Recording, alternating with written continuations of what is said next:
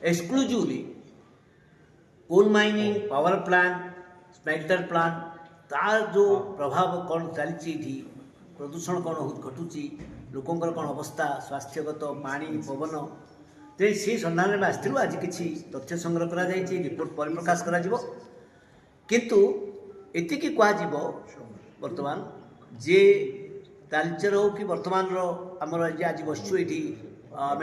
झारसुगुड़ा ये झारसुगुड़ा अत्यंत सांघातिक भाव में प्रदूषित अंचल हो सारा तार पानी पवन माटी सबकि प्रदूषित होगा वेदांत कंपानी टू आरंभ कर समस्त कंपानी जो मैंने अच्छे एपरिक MCL सरकारी कंपानी समस्त मिसिक जो भाव में आईन को उल्लंघन कर चलती सरकार नीरव रोचे प्रशासन कंपानी मान सहित रोचे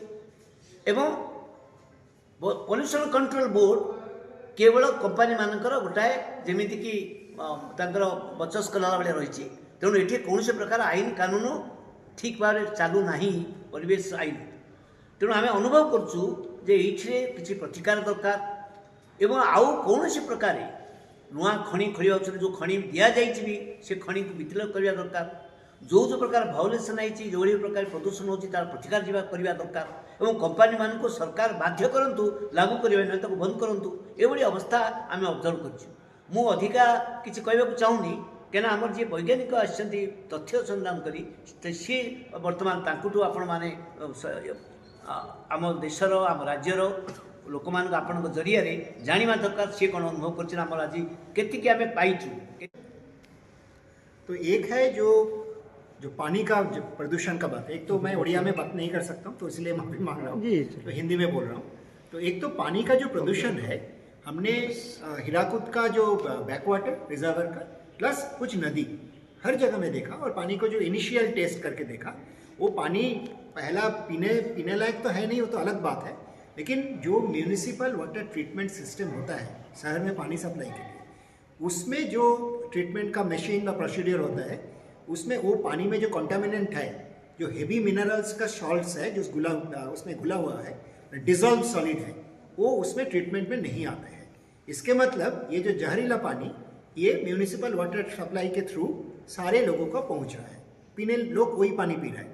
दूसरा, और उससे लॉन्ग टर्म हेल्थ इम्पैक्ट, मतलब आपको बाद में 2 साल 5 साल 10 साल में बहुत सारे बीमारी पैदा हो रहा है जिसके लिए आप हॉस्पिटल भी जा रहे हो, एक्सपेंसिव भी बढ़ रहा है, कुछ लोगों का मौत भी हो रहा है, लेकिन वो सोचा जा रहा है लोगों का ऐसे ही मौत हुआ, लेकिन उस पानी से हो रहा है। दूसरा, जो एयर पॉल्यूशन का जो एयर क्वालिटी इंडेक्स जो यहाँ रिपोर्ट किया जा रहा है वो झूठ है, क्योंकि यहाँ 160 से 180 का बीच में रिपोर्ट किया जा रहा है और यहाँ का एक्चुअली 500 के आसपास है एयर क्वालिटी इंडेक्स। जो आपको PM 2.5 जो सबसे खतरनाक है वो 300 के आसपास है, आपको रिपोर्ट नहीं किया जा रहा है। मतलब लोगों का, और सबसे ज़्यादा असर इसका पड़ता है एक छोटे बच्चे 7 साल तक, क्योंकि बच्चे का जो ग्रोथ होता है उसमें बच्चे का शरीर में सबसे ज़्यादा असर जो 7 साल के नीचे बच्चे को पड़ता है। तो इस एरिया में, पूरी एरिया में जितनी बच्चे हैं उनका भविष्य आप काट रहे हो। ये जो पोल्यूशन, आप मतलब जो भी ये प्रदूषण कर रहा है और जो सरकारी पोल्यूशन कंट्रोल बोर्ड इसको छुपा रहा है, तो इसका क्राइम है, ये क्रिमिनल ऑफेंस है जो आप इनको पूरे ज़िंदगी काट रहे हो। और जो बोल रहे थे करीब 8 से 10 साल ज़िंदगी ऐसे ही लोगों को छूट जाता है, लेकिन बच्चे के ऊपर असर और ज़्यादा है। तीसरा, जो